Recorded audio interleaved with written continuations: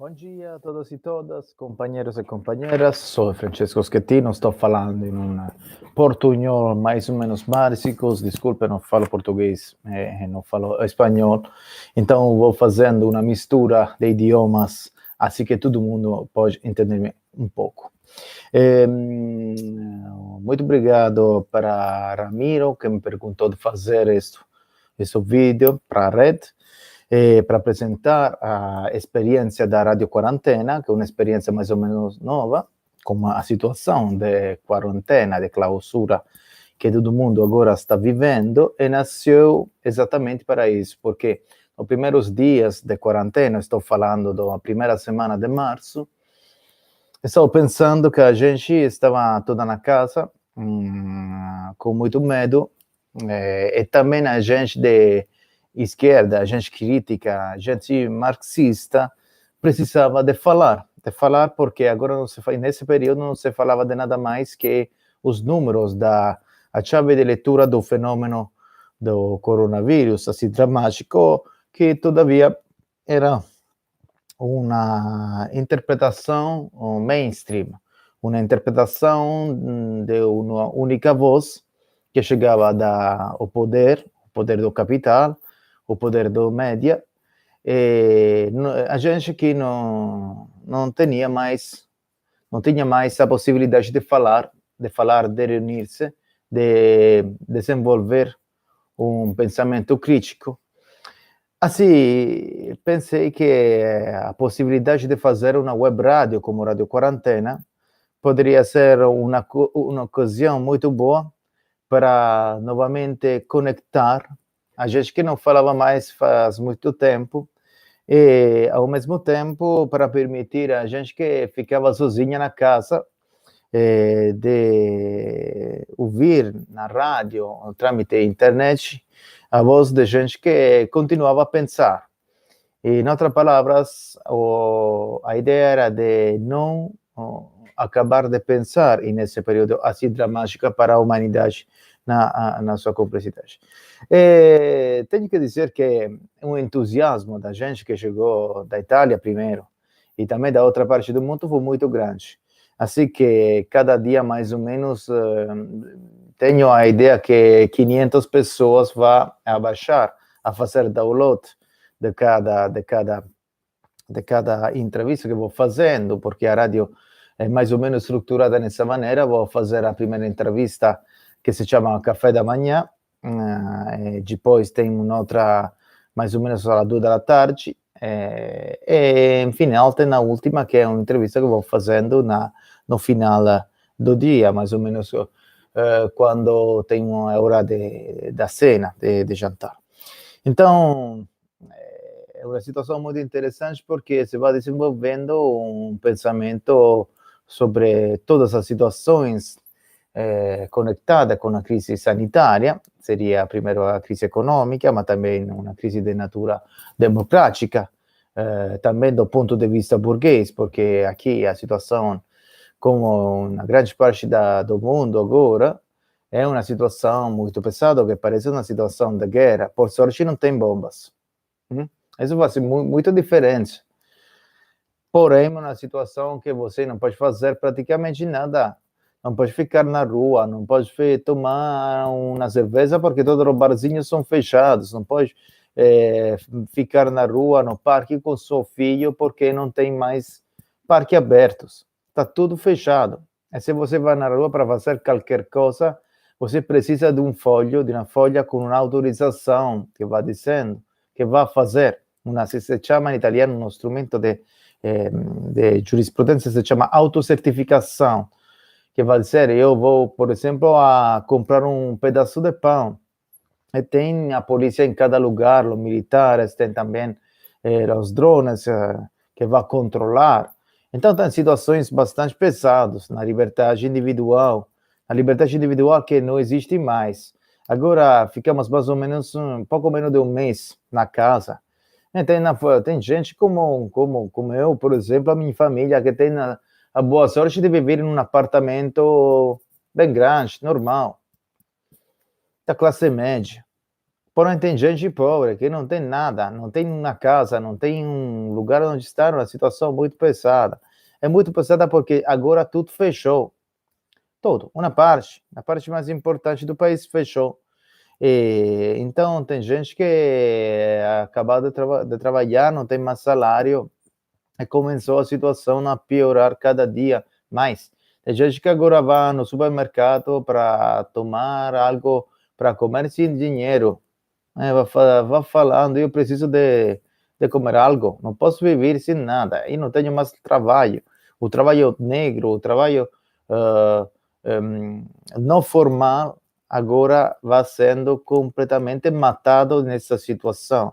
Uma situação que é uma situação de crise sanitária, mas sobretudo de crise econômica, porque, como já falei outras vezes, essa crise nunca acabou.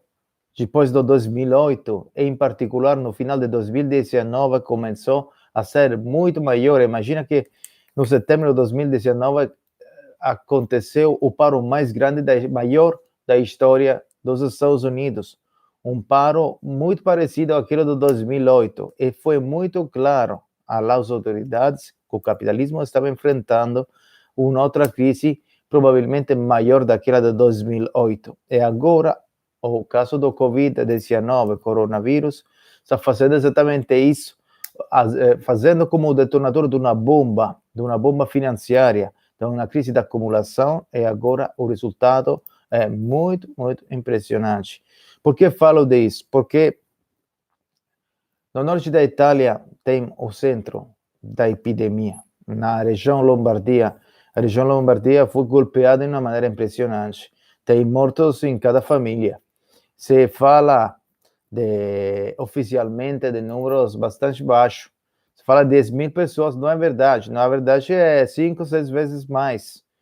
Agora, é conhecido para todos que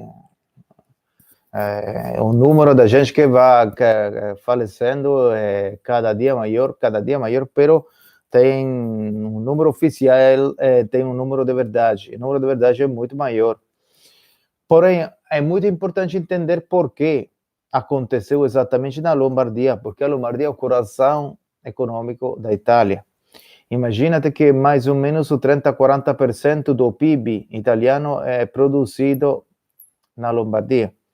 E aconteceu até a semana passada que os 70%, 73% exatamente das atividades produtivas, estou falando de fábricas, de lugares de trabalho, ficaram todavia abertas. Isso significa que tinha mais ou menos 500.000 pessoas que cada dia tomavam carros, metrô, trenos para chegar no lugar de trabalho, sem presídios médicos. Isso significa que o contágio foi impressionante. A propagação do vírus foi impressionante, mas por quê?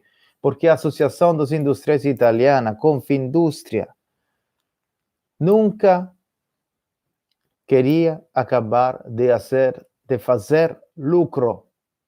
Assim que o governo italiano foi claramente um governo que falou muito de preservar a saúde pública, mas de verdade, a única coisa que defendeu foi o lucro privado. Essa é a verdade. Assim que a semana passada, o governo claramente entendeu que não poderia, que todo mundo estava entendendo essa situação, é que a epidemia poderia ser muito maior. Assim que fazer um procedimento legislativo para fechar tudo, aparentemente, porque a pressão da Associação dos Industriais Italianos foi tão forte que tem gente que agora, hoje, vai trabalhando nas fábricas, fazendo, por exemplo, armas para militares, que não tem nada de importante na situação. Se falou que todas as atividades não essenciais deveria ser fechada. Não é verdade. Porque a pressão das ações das indústrias sobre o governo foi tão forte que fecharam só uma parte das atividades. Agora se vai evaluando, que o 35% das fábricas todavia está aberta. Estão falando do lucro que tem uma importância muito maior, eu não confirmo. É o capitalismo que é assim. Então, a propagação do vírus, agora, por sorte, da gente que está aqui em Roma, na capital, é muito pesada só na parte norte do país, porque aqui a cidade é uma cidade que é uma capital como Brasília, mais ou menos, para entender.